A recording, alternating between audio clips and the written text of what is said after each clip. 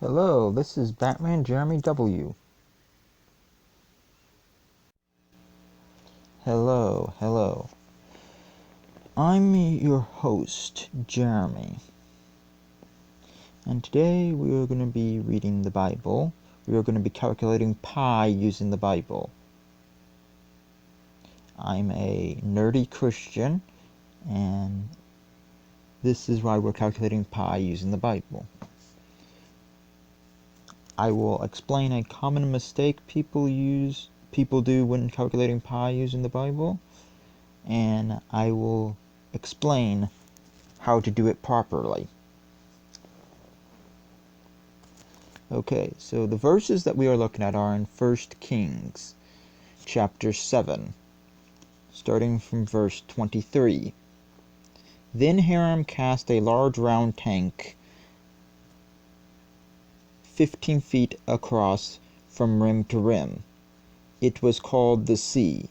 It was 7.5 feet deep and about 45 feet in circumference.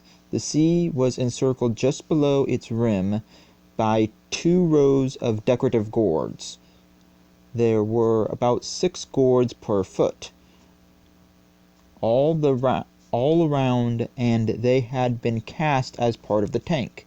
The sea rested on a base of 12 bronze oxen, all facing outward. 3 faced north, 3 faced west, 3 faced south, and 3 faced east. The walls of the sea were about 4 inches thick, and its rim flared out like a cup and resembled a lily blossom. It could hold about 11,000 gallons of water.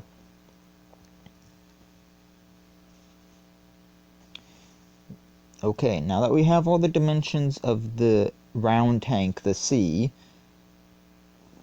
we can work on calculating pi. First thing we're going to need to do is throw away the 7.5 feet depth of the sea. We don't need that number. We also don't need the 11,000 gallons of water it can hold. We don't need that number neither. Next thing we're going to need to do is we're going to need to convert the feet part to inches. Okay, our diameter is 15 feet.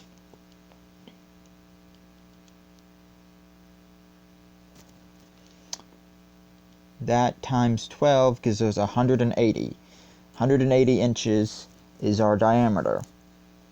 And our circumference is 45 feet. That times 12 gives us 540. 540 inches is our circumference. Now, which circumference and which diameter are these?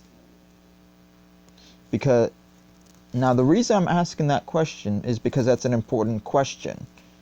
Because this round tank has walls, and the walls have a thickness. The thickness is 4 inches. Now, the diameter is said to be from rim to rim, meaning that it is most likely the outer diameter that you are given. This also means that it is probably the inner circumference that you are given. So 540 inches would be our inner circumference. And our outer diameter would be 180. Now what do we need to calculate pi? We need the inner diameter. How do we get the inner diameter? Well, first we're going to need the outer radius. To get the inner diameter, we're going to need the outer radius. So we take our 180 inches for our inner diameter, and we divide that by 2, giving us 90 for our outer radius. And we take the 90 and subtract the thickness of the walls, which is 4, 86. 86 is our inner radius.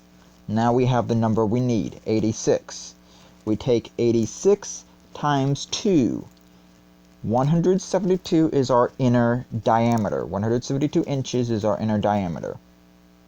Now we have the number we need. So we take 540 and set that equal to 2 pi r. Pi is the number that we're going to calculate here. And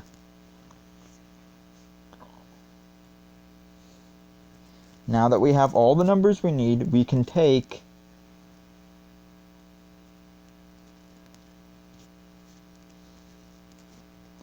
now remember the r is 86 and we've already times it by 2, so we know we can just take the 540 and divide that by the 172, which is 2 times 86. And that gives us the proper number for pi from the Bible, which is 3.139534884. And notice it is not 3, which is the common mistake that I will now explain. What's going on here when people get 3 is they're taking the outer diameter, they're taking the inner circumference and dividing it by the outer diameter, which is wrong. You're not going to get the right number. So what they're doing is they're taking 540 inches, our inner circumference, and dividing it by the outer diameter of 180 inches, which gives you 3. And that is wrong. That is not what you're supposed to do. That is not going to give you the right number.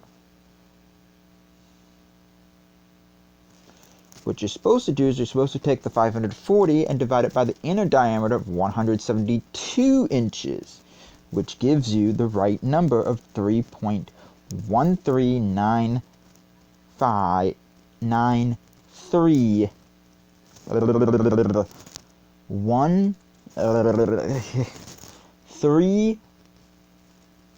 3.139534884. I'm really bad at rattling off irrational decimal points.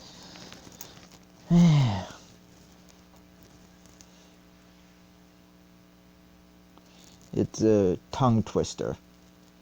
But what is pi? Pi is 3.141592654.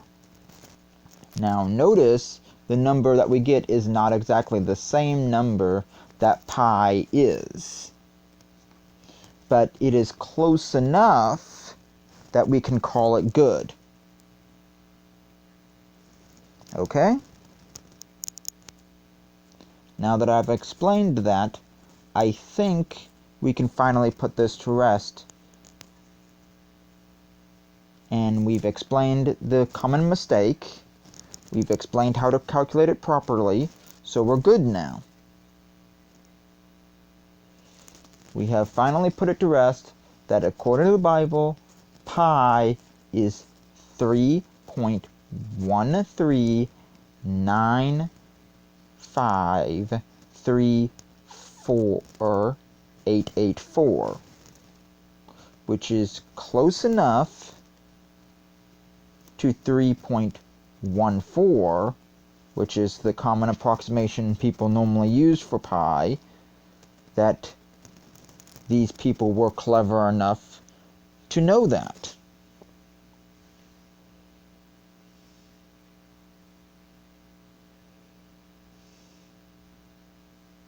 Okay? Now that we got all that settled, we're good. Okay. Goodbye.